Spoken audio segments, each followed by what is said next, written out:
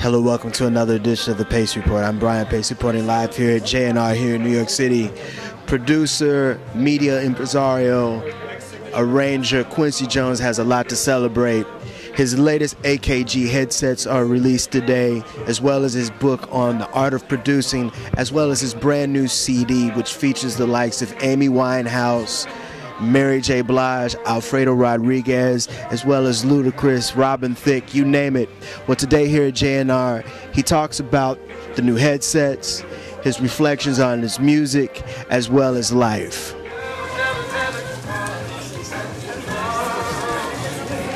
Quincy, throughout your career, you've had a fantastic support team. I'm talking about arrangers, producers, Rod Temperton, Louis Johnson.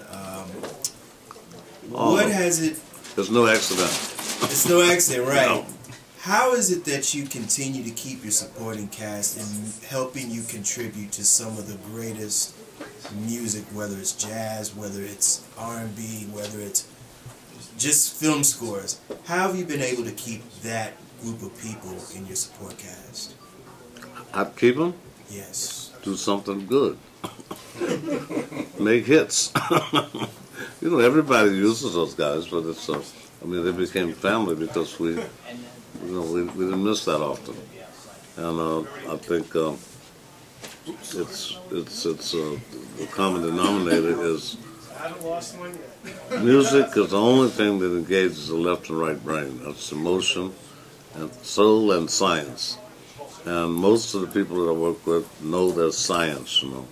But, you know, the emotion is fine, but, you know, if you don't back it up with science, you know, forget it.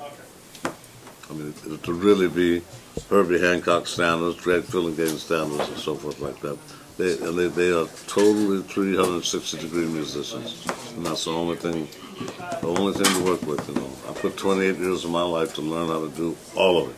Everything that has 12 notes, that's all they are. And Nadi Boulanger said, until they get 13, you should learn what everybody does with it. From Stravinsky to Alvin Berg to Ravel to Duke Ellington to Bo Diddley, Charlie Parker, Coltrane, everything. And I did. I spent since 13 years old, writing almost the first day I played, and learning my core skill. You know, because you feel it, your feelings come natural, but you need the science. You have to. That's like they say, 10% inspiration, 90% perspiration. That's very true. And we've been doing that since we were 13. I met Ray Charles when I was 14. Ray was 16, like 100 years older than me, and we learned how to play everything at 13 or 14. Pop music, rhythm and blues, strip music, bar mitzvahs, shadishes, BBC, Sousa, everything. And I'm glad that I came from that school. I was just blessed that I came from the school and raised to say, don't try to make the shadishes sound like bebop, because we were so really bebop junkies. We wanted everything to sound like bebop. This was revolutionary then, you know, not now. Now it's something else. So it's for sure we were not in the game for money or fame. We couldn't be. If Charlie Tucker died, broke it in the Ten Commandments, you know. All the jazz guys made any money. And you know, rap, they're serious entrepreneurs, you know. We didn't know what that meant. Quincy, you want to talk about your new book. This is the first, I understand, of 3 books that you're about to release. Right. Explain why you decided to come out with this book, and what are the other 2 books about? I don't know. That, you know, we just go, as I say in Chinese, ibu, step by step. And just go with your feeling, you know. This is a great writer, Bill Gibson, so we could see eye to eye on what we ought to talk about, and he did a good job, and we communicate. That's about communication. Anything is, music is, or friendships, or whatever is about communication. One of the things that I really admire about what you're saying, especially in the last couple of weeks, and the interviews that I've been reading and hearing, is that you want the younger generation to connect to the past.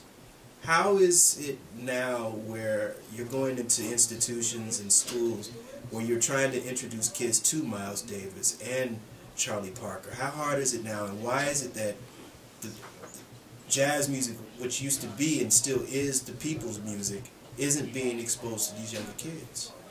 Because it was a sign of the times when we came up. when we came up in Seattle in World War II. I was in Chicago before that. I'm born in Chicago. And my daddy was a master carpenter that worked with the most notorious triple OGs, black gangsters on the planet, the Jones Boys. And that's all I saw every day with dead bodies, machine guns, and stogies, and just gangsters. I don't know what it is about that place, but it's just gangsters everywhere. And that's all I saw for 10 years, every day. And I got my medals to prove it. I got caught in the wrong street with the wrong gang, and they took a switchblade and nailed my hand at 7 years old to a fence. Ice pick in my head. You know, that's what you see what Jennifer Hudson just went through. That's why I call it, because I know Chicago, man. Chicago make Harlem and Compton look like Boys Town. I'm telling you, they don't play. 5 million people during the Depression, you know, and out in the streets. But I didn't get into music till I was 11. We left. Capone ran the gangsters out of Chicago, 1943, because they made $100 million in the 30s, and that's like $1 billion a day. They used the policy rackets, the first black-owned businesses, 5 and dime stores, and he found that out and ran. In '43, he ran them out of Chicago to Mexico, and my father came and got my brother and I out of a barber shop the next day, put us on a trailway bus and took us to the Northwest. And he worked in the Remington shipyard as a carpenter, you know, because he had a lot of problems in Chicago because there was so much racism going on. And that's the way America was. It's pleasure meeting you. You are a legend. But you're responsible for my favorite song of all time. I think a continuity in the kind of sounds you want to hear. You don't want to hear shrill, high strata sounds, so forth, you know, and you want a puffy sound in the middle, and you want a bass and so forth. There's a balance of sounds that the ear loves, you know, that they like to hear a lot. It's like with a symphony orchestra. Could you guess what would be the most prominent instrument in the symphony orchestra? I mean, the 120 musicians, right? And they all play at the same time. Who do you think is the one that's the most prominent of all those instruments? Brass, woodwinds, strings, and percussion. Percussion. Timpani? No way. Strings. No way. Voice? Piccolo. Piccolo. Strata. It's higher than anything else. Nobody can touch it, you know. And in cooking, it's the same thing. I like to cook too. The same equivalent in cooking is a lemon. Lemon, I don't care how much hot sauce and onions and garlic you got in there, man. Lemon will walk through it, you know, every time. And that's why in Thailand they know that. And all those. I was in art before I was in music, and I used to think of music in terms of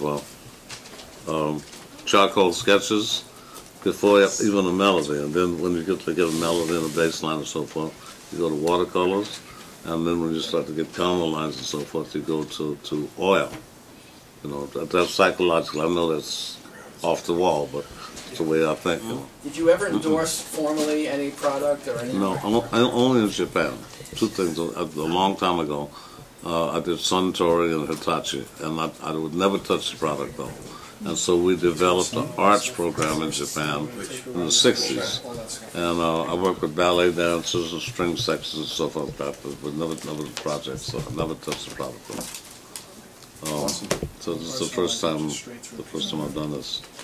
With the Audemars Piguet and Harman, which I've been using all my life in the studio already, so that's part of my DNA, you know. There's a watch?